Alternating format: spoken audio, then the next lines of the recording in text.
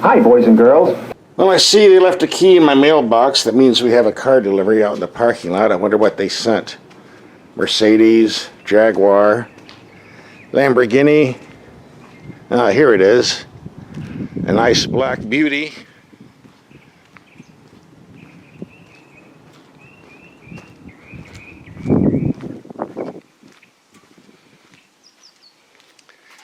A Hyundai Sonata. Really?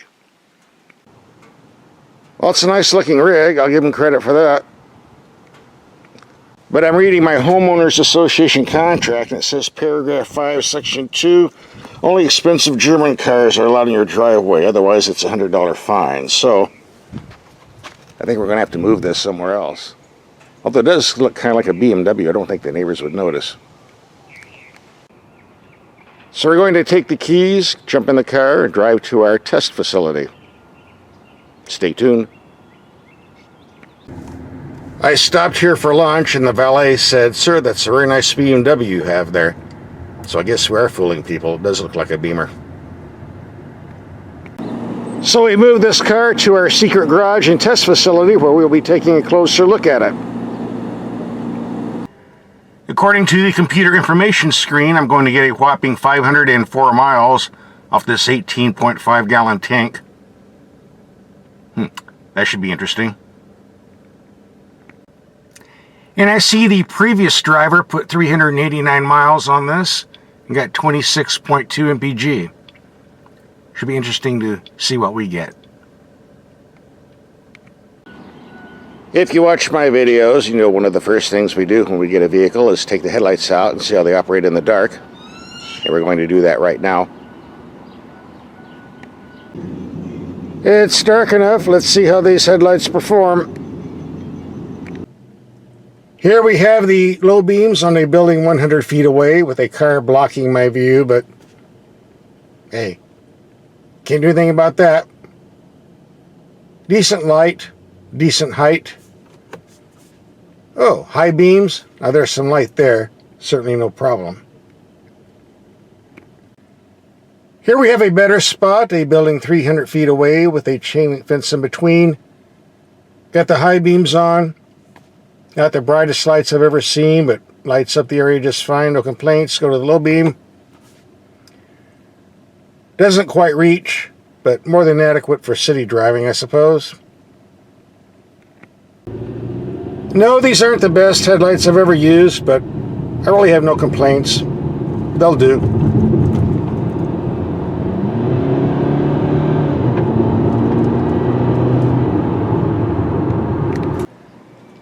Another feature we're going to do on this video is testing the paint for temperature control. If you live in Hawaii or Alaska, you don't have to worry about having a black car because it tracks heat like a magnet. But if you live where it's sunny, that can be an issue, and I'm going to demonstrate that right now with our temperature gun. It's only 78 degrees outside, but with this, we have a surface temperature of 122 degrees. Now we'll take the temperature of this white paint car with our trusty gauge. Only 81 degrees. If I did this in the summertime with the outside temp being around 100 degrees, I'd get around 140 degrees reading on the white car. And on a black car like this, around 185 degrees easy. Air conditioning doesn't help, folks. So, if you live where it's sunny, this is why I try to avoid black cars, even though it does look cool. I'm not presenting this as a black mark against Hyundai. Black mark, get it? Little pun there. All car manufacturers offer black paint, and all car manufacturers offer white paint. I'm just giving you an example of how dark colors can really be a bad choice in a hot climate. So now we'll get to the meat of the vehicle. That is what's under the hood. You have 4 engines offered. The base vehicle gets a 2.4 liter with 185 horsepower hooked to a 6-speed automatic transmission. Fuel economy is rate 25 in the city, 35 on the highway with an average of 28 mpg. The second choice is an Eco model, a tiny 1.6 liter, putting out 178 horsepower with a 7-speed automatic.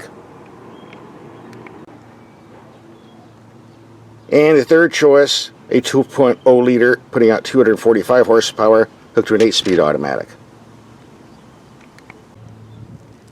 That third high output engine choice will jack the price up from around 23 grand to 33 grand. Money well spent if you can afford it. This particular car was the SEL version. Pardon my shaky hand, but my tripod broke a few months ago and I just haven't replaced it yet. Comes with a long list of standard equipment. Too long to read here.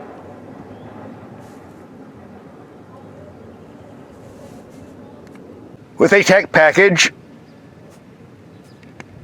$1,000. But to charge $125 for carpeted floor mats, come on guys, really?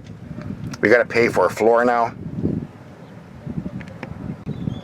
And here's the price of our vehicle, $25,710.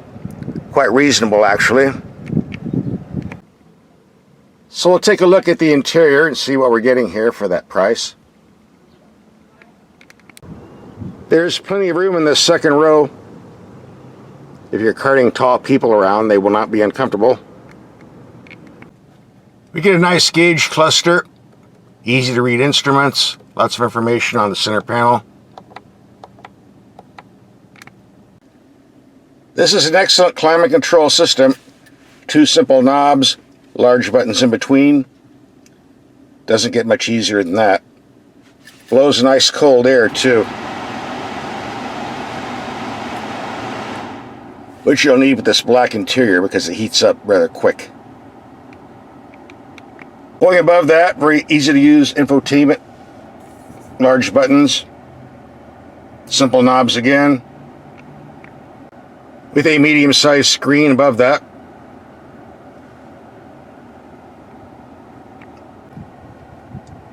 We get a large-sized glove box, but it's useful only if you take out this monster-sized phone book-sized owner's manual. Oh, this thing is heavy. You could kill somebody if you hit them with this. This will go in the trunk.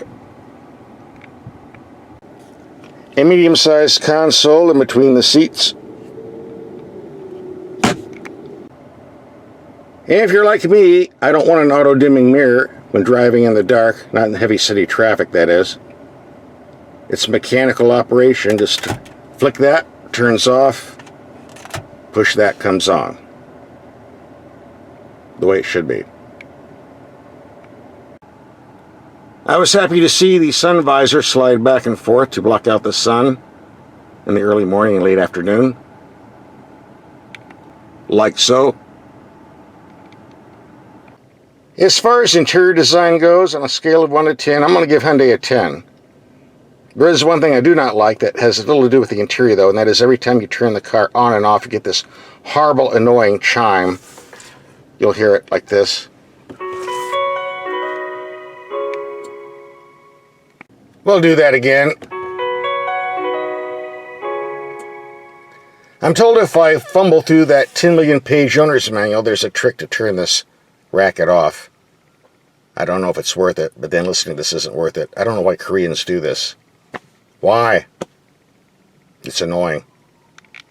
Okay, enough show and tell. We're going to rack up some miles and see what type of fuel economy we get, so stay tuned.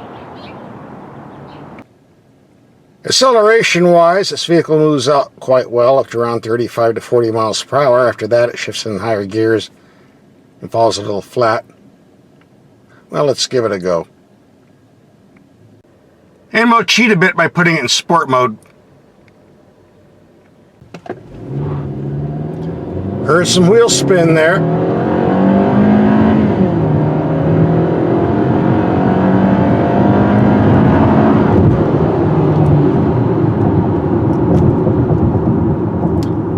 Nice brakes. We do have a tire pressure monitor on this vehicle. The factory recommends 34 pounds of air in each tire. As you can see, we're slightly over. We'll adjust that later, but I don't think it's going to make any difference in the ride quality. To test the ride quality on impacts, we're going to hit some speed bumps, doing around 20 to 32 miles per hour. Here's 25 miles per hour, bump number 1. Heard it, but didn't really feel it too much. A good solid body structure. Number 2. Number 3. And the big nasty one at 32 miles per hour. Reasonably comfortable. I'm not complaining. I'm reluctant to take the turning circle because I've got about 10 pounds of barbecue dinners in the back seat and accidents can happen, but we're already here, so let's give it a whirl.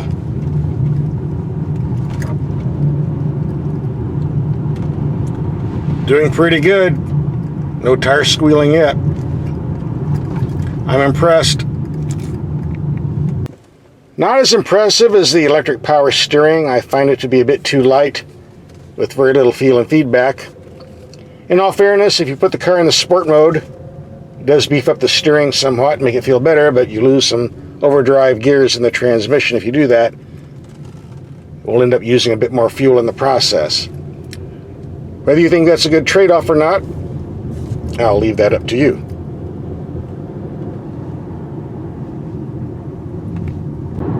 In any case, this isn't a race car, it's a daily transportation vehicle, and I suspect that 99.9% of the people that buy this Hyundai really won't care about the power steering feel anyway. But we're testing the car, so we have to mention it. This Hyundai is an excellent highway cruiser. Reasonably quiet, low wind noise, comfortable seats. And while the 4-cylinder doesn't have the passing power of a V6, if you have it in sport mode, you can get it to run just barely enough. No complaints.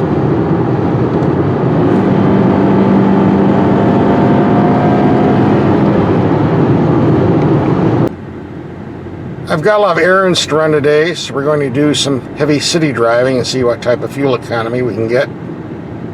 Stay tuned. We just finished a 61-mile trip, 50% heavy city driving, 50% expressway, 26.9 mpg. Compared to the 28 mpg cleaned by the EPA, I say that's pretty close. More to come, stay tuned. We're going to take another fuel economy run, a short expressway trip. We'll be keeping our speed around 65 miles per hour average. I don't remember if I mentioned it before, but I'll mention it again. This is a very comfortable freeway cruiser. Quiet, comfortable, low wind noise, great air conditioning, good sound system. The more I drive it, the more I like it. Although I would like the more powerful turbo engine. Maybe next time. A quick 18 miles, 33.5 mpg. Oop, 33.4, pardon me. Pretty good. Now let's do a return trip. See what happens. 40.1. I suspect there's some downhill driving involved in that, but it is impressive to look at. Well, I can always tell it's happy hour. You see stuff like this. That doesn't look good. That definitely doesn't look good. This vehicle was delivered with 380 miles on the clock from a previous car tester. By the time I'm done with this tomorrow, we'll be up to the 700 mark. And the fuel economy averaged 26.3 mpg thus far in mixed commuting. And I would say that's rather impressive for a car of this size. The Hyundai Sonata was designed to compete with the Toyota Camry and Honda Accord. In this case, you get a lower price, you get dealers that discount far more, and a superb warranty of 10 years, 100,000 miles.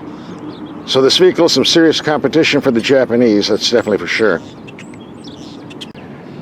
I can highly recommend this car, but if you live in an area where there's lots of sun and high temperatures, I do suggest you get a color other than the black paint.